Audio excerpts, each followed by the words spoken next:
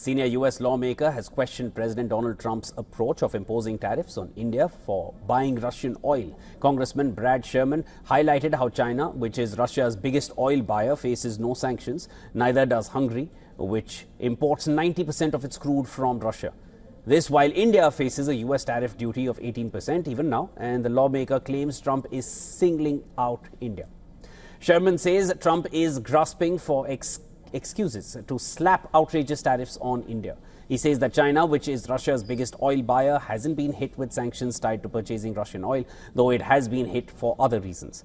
Also, Hungary, as I mentioned earlier, is buying 90% of its crude from Russia. Now, Sherman's post comes days after India and the US announced an interim trade deal. Under the deal, the US has reduced the tariff rate to 18% from 50%, which was placed earlier. It claims New Delhi has agreed to stop buying from Moscow.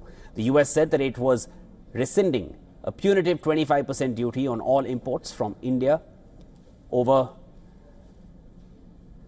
purchases of Russian oil. Now, this was stacked on top of a 25% reciprocal tariff rate. The Trump administration now wants India to boost energy purchases from the US and potentially Venezuela as well.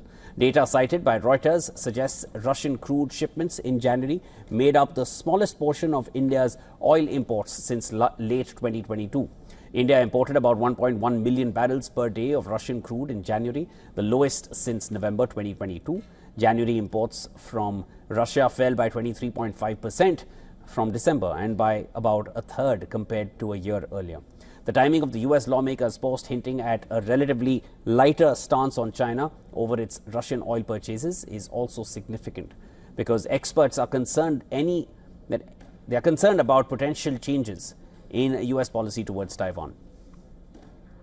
Trump recently said that he was discussing potential arms sales to Taiwan with Chinese President Xi Jinping, and this raises concerns in Taipei as the island democracy relies. It relies on US backing in the face of China's territorial claims. Now, these comments come ahead of Trump's planned visit to China in April.